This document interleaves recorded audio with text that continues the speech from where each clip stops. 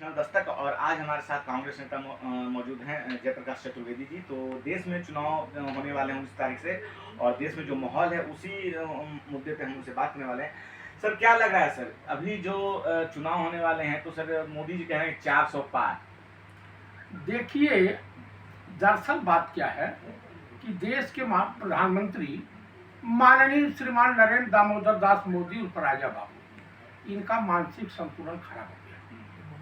इसके पीछे रीजन ये है कि क्या बहकी बहकी बातें करने लगे, किस तरह की बातें करते हैं कुछ समझ में नहीं आता। लड़की और लकड़ी में अंतर नहीं। अभी सहारनपुर में गए थे, अभी पीलीभीत, वहां से वर्तमान सांसद जमीन से जुड़े हुए नेता माननीय वरुण गांधी मंच से गए। वहीं बगल लखीमपुर खीरी के इनके जो गृह राज्य मंत्री हैं वो मंच पे नहीं दिखे। प्रधानमंत्री जी मुख्यमंत्री अपनी जगह बना रहे थे, ऐसा हाथ पकड़ के इधर बैठो। तो आपको लग रहा है कि जहाँ पे इस देश में एक जमाने में आया था कि हम दो हमारे दो, तो परिवार नियोजन वाला था। लेकिन अब जो नारा बुलंद हुआ, हम दो हमारे दो गुजराती देश को बेचेंगे और दो ही गुजराती खरीदेंगे। यानी नरेंद्र दामोदर दास मोदी और राजा बाबू और अमित शाह, ये दोनों देश को बेच रहे हैं और गौतम अडानी और मुकेश अंबानी देश के तमाम संपत्ति को खरीद रहे हैं। सर अभी अभी आपने बातचीत के दौरान 2 बार प्रधानमंत्री पद के लिए, जो सर प्रधानमंत्री मोदी जी हैं तो एक लोकतांत्रिक संवैधानिक पद पे हैं, प्रधानमंत्री का पद है वो, तो आप उनको बार बार राजा जी कह के संबोधित कर रहे हैं। राजा बाबू कह के। राजा बाबू अगर आपके पल्ले नहीं पड़ रहा है, नहीं समझ में आ रहा, तो गोविंदा की पिक्चर आई थी राजा बाबू, उसको देख लीजिए, आपको श्रीमान राजा बाबू समझ में आ जाएंगे। तो आखिर सर एक संवैधानिक पद पे वो विराजमान है, आप उनके राजा बाबू शब्द क्यों यूज कर रहे हैं? भाई क्यों कर रहे हैं आप क्यों नहीं कर रहे हैं, आप बताइए। देश के प्रधानमंत्री उलूजुल बातें करनी चाहिए, पार्लियामेंट में झूठ बोलना चाहिए, जुमलेबाजी करनी चाहिए, डकैती करनी चाहिए।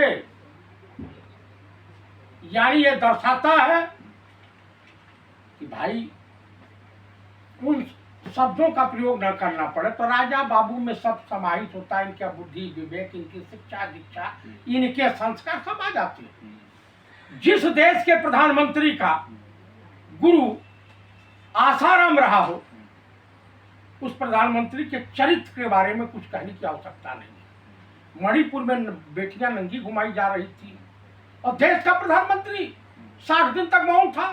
सुप्रीम कोर्ट अगर इंटरफेयर नहीं किया होता तो देश का प्रधानमंत्री बोलता ही नहीं। देश का प्रधानमंत्री अपने राजनीतिक दल के नेताओं और महिला नेताओं को किन शब्दों का इस्तेमाल किया। कांग्रेस की विधवा, जर्सी, फिजिशियन बछड़ा, रेणुका चौधरी एमपी थी, उनको क्या कहा कि ये रामायण की सुपनाखा है। इस तरह से करते हैं देश के प्रधानमंत्री। बेटी पढ़ाओ बेटी पढ़ाओ, इन्हीं का बयान है। तो आपको तरस नहीं आता है?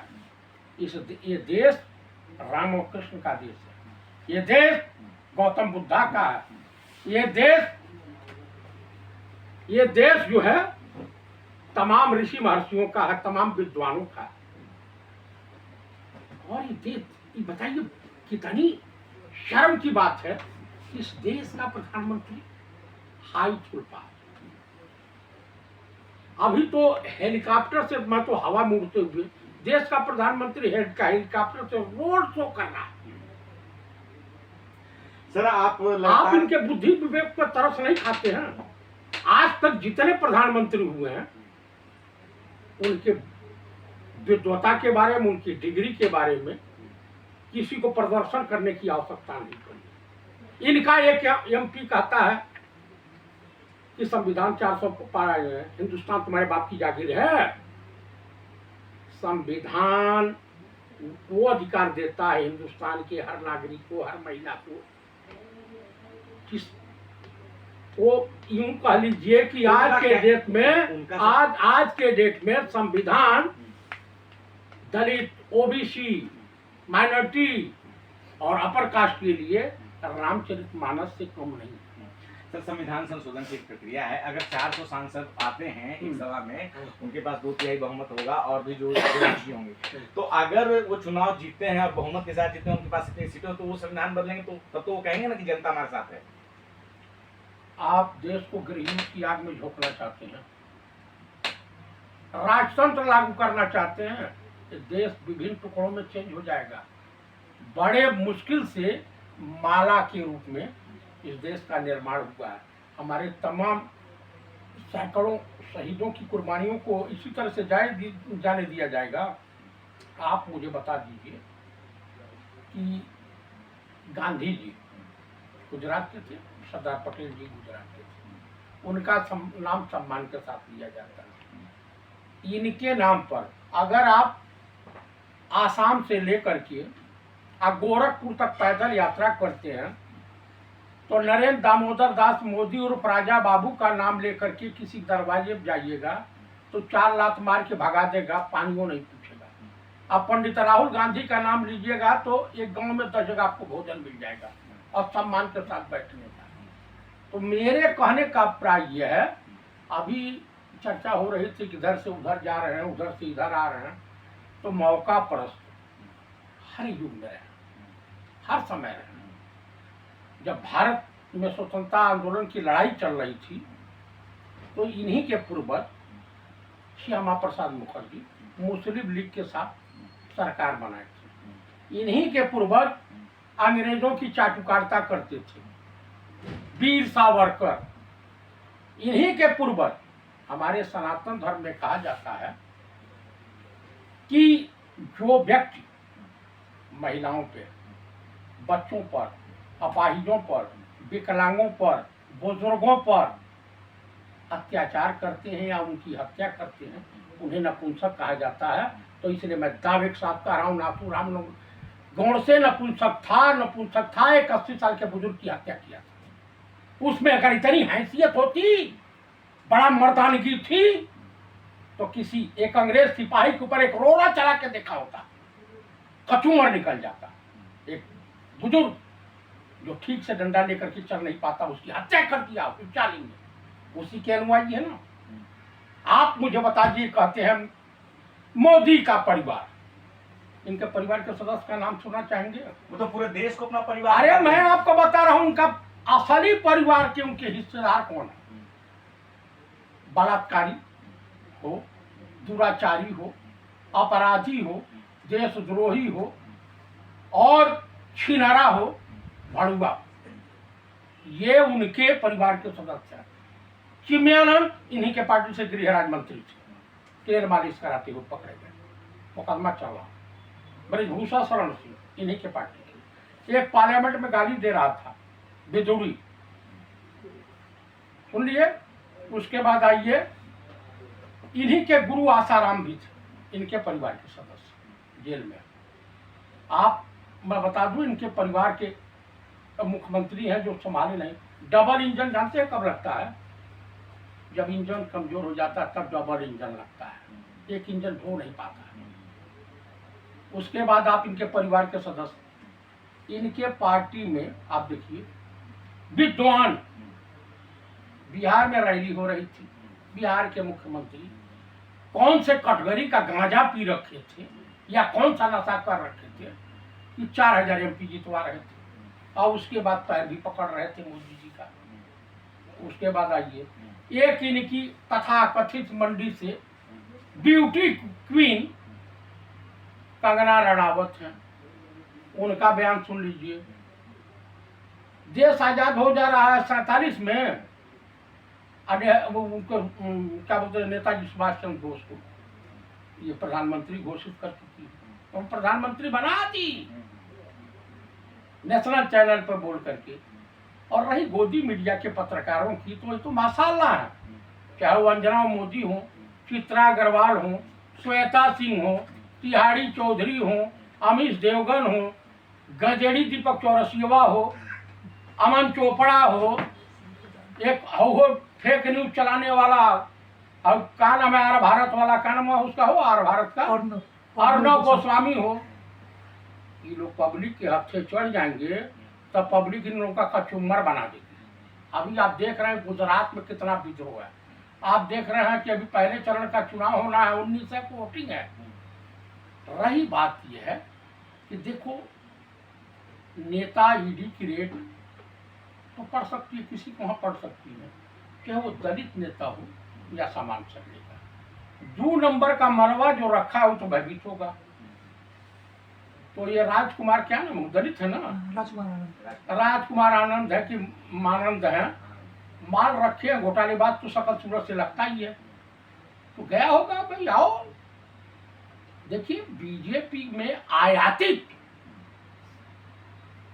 बीजेपी आसन ही कोई ओरिजिनल नहीं रह गया है। आज जो गए हैं उनकी दशा सुन लीजिए, गद्दार परिवार के ज्योतिरादित्य सिंधिया को देख लीजिए, एक चुनाव हारेंगे जितिन प्रसाद, उसके बाद आ जाइए मनोज, कांग्रेस के जितने सपोले थे आस्तीन के सांप जिसे कहा जाता उधर है।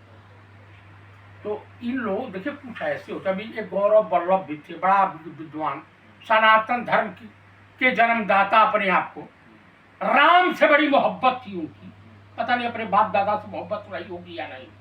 2 जगह से वो चुनाव लड़े, दोनों जगह से हार गए। अब सनातन धर्म पे हमको बोलने नहीं जाए, अरे मूर्ख, सनातन धर्म का धर्म गुरु जगत गुरु शंकराचार्य होता है, और जगत गुरु शंकराचार्य से बड़ा सनातन धर्म के मानने वालों को कोई नहीं। सर अभी अभी आपने कहा कि उनकी पार्टी में बहुत सारे भ्रष्टाचारी जाके मतलब साथ हो जाते हैं, तो ये सर लेकिन पहले कांग्रेस में या इंडिया गठबंधन में रहे, जैसे राजकुमार आनंद जी भी जो है आम आदमी पार्टी में फिर अब उन्होंने इस्तीफा दिया है, और आप कह रहे हैं कि उन पर भ्रष्टाचार का आरोप लगा रहे हैं कि ऐसा कुछ होगा, तब वो डर गए। मैं आपको बता दूं, जिस अजीत पवार के खिलाफ 70,000 करोड़ का कितना इतना लगा रहे थे, दूसरे दिन आया धूल धाल करके उप मुख्यमंत्री एक नाथ शिंदे, कांग्रेस का सबसे भ्रष्ट नेता जिसे कहा जाता है, आसाम का मुख्यमंत्री हेमंत बिस्वा शर्मा है कि नहीं, पलटूराम का आपने देख ही लिया, तमाम इस तरह किया। तो भाई जो इस तरह का होगा वो तो शरणम गच्छामी होगा, लेकिन 4 जून के बाद देश का पहला प्रधानमंत्री होगा जो तिहाड़ जेल जाएगा, करप्शन के मामले में, भ्रष्टाचार के मामले में, देश के साथ गद्दारी करने के मामले में। ये चाइनीज एजेंट है, सेना का सबसे बड़ा दुश्मन है, सैनिकों का दुश्मन है, और देश में करोड़ों महिलाएं जो विधवा हो गई, बच्चे अनाथ हो गए, उनका दुश्मन है। यूं कह लीजिए कि ये मौत का सौदागर है देश का प्रधानमंत्री। सर पिछले 10 साल में मोदी का कहना है कि हमने कई योजनाएं चलाई हैं जिससे देश का विकास हुआ है, देश के युवाओं का विकास हुआ है, रोजगार मिला है, महिलाओं के लिए जो है बहुत सारी योजनाएं चलाई हैं, ठीक है, स्किल डेवलपमेंट इंडिया चला है, प्रधानमंत्री मुद्रा योजना है, प्रधानमंत्री आवास योजना है। तो उनका कहना है कि इसमें बहुत ही स्पीड से काम हुआ है और देश जो है काफ़ी विकसित अवस्था में पहुँचा है, और देश का जो है विदेशों में डंका बज रहा है। हाँ, डंका तो बज ही रहा है, इतना डंका बज रहा है कि कई 100 एकड़ जमीन, कई 1000 एकड़ जमीन चाइना कब्जा कर लिया, डंका बज रहा है, इतना डंका बज रहा है। जिस देश का प्रधानमंत्री विमान की दलाली करने के लिए, वो अनिल अंबानी को सौदा दिलवाने के लिए पहुंच जा रहा हो, जिस प्रधानमंत्री के खिलाफ या उनके तमाम चेलों के खिलाफ अमेरिका में जांच शुरू हो गई हो, डंका तो बज ही रहा है। उतना बड़ा डंकेबाज, उतना बड़ा तमाशेबाज कोई हो नहीं सकता। देखिए आपने राजनीतिक जोकर देखा है, मदारी देखा है, देखा कि नहीं, अनपढ़ होता है, अब कोर्ट में जाता है, कहता है क्या है भी ये इतना बड़ा रस्सी, अभी यही सांप होगा, और पढ़े लिखे वकील साहब मुकदमा छोड़ के ऐसे देखेंगे। हम और आप जानते हैं कि रस्सी सांप कोई नहीं सकता। आप और शाम को भालू के बाल की जंतर बना करके, डमरू हिला करके 2,000 रुपया पढ़े लिखे से कमा करके चला जाता है। तो वही ये मदारी है देश का, बाकी कुछ नहीं। देश का कहीं विकास नहीं हुआ। अभी निर्मला सीतारमण के पति देव ने अर्थशास्त्री हैं, उन्होंने साफ शब्दों में कहा कि दोबारा ये सत्ता में आ जाएगा तो देश कंगाल हो जाएगा, देश टूट जाएगा, बिखर जाएगा। इसलिए मैं आपके चैनल के मार्फत देशवासियों से अनुरोध करता हूँ, युवाओं से अनुरोध करता हूँ, महिलाओं से अनुरोध करता हूँ, किसानों से अनुरोध करता हूँ, कृपया इंडिया गठबंधन के साथ, पंडित राहुल गांधी के साथ कंधे से कंधा मिला करके इंडिया गठबंधन का सहयोग करें और इस मानवता के दुश्मन का सत्यानाश करें। एक आखिरी सवाल सर कि पिछले 10 सालों से जो विपक्ष है उनको लगातार प्रहार कर रहा है, लेकिन जब चुनाव होते हैं तो रिजल्ट कुछ और होता है, इस पे क्या कहेंगे? ऐसा है, चीफ इलेक्शन कमिश्नर या इलेक्शन चुनाव आयोग भाजपा के कोठे पर, देखिए ED, CBI, NIA, income tax और चुनाव आयोग ने कहा कि भाई भाजपा को हम बाहर से समर्थन देंगे, अंदर से नहीं। गठबंधन होगा लेकिन गुपचुप तरीके से होगा। तो वो है, लेकिन इस तरह का होने की संभावना नहीं है। ईवीएम मशीनें तोड़ी जाएंगी बहुत हद तक। भाई हमको वीवीपैट की पर्ची चाहिए, हम देखा कि हमने किसको वोट दिया, हम बैलेट बॉक्स में डालें, नहीं तो ईवीएम मशीनें तोड़ी जाएंगी और चुनाव सही तरीके से कंप्लीट नहीं होगा। पूरे देश की 140 करोड़ जनता को तुम जेल भेजो, तुम्हारे प्रत्याशी गांव में घूम नहीं पाएंगे ना। तो अभी अभी आपने सुना, हमारे साथ जयप्रकाश चतुर्वेदी जी हैं जो कांग्रेस के माननीय नेता हैं, और इस बार इंडिया गठबंधन के तरफ से दलित पीएम होगा। आप ये कहना चाहते हैं कि इंडिया गठबंधन जब चुनाव जीतेगा तो उसके बाद जो है दलित पीएम होगा, आपका पहला जो दलित, हाँ दलित होगा। तो अभी अभी आपने सुना, चतुर्वेदी जी का कहना है कि अगर इंडिया गठबंधन चुनाव जीता है तो भारत में पहली बार जो है दलित प्रधानमंत्री जो है बनेंगे। एक बहुत बड़ी बात ये कह रहे हैं, और अपने बातचीत के दौरान इन्होंने मोदी सरकार पे कई संगीन आरोप लगाए हैं। साथ ही साथ इन्होंने संवैधानिक संस्थाओं पे भी आरोप लगाया है कि भाजपा को ये बाहर से समर्थन दे रहे हैं। इस पूरे मुद्दे पे आपकी क्या है राय, आप हमें अपने कमेंट बॉक्स में जरूर बताएं। मैं रंजय कुमार, कैमरामैन श्रवण के साथ, नेशनल दस्तक। धन्यवाद।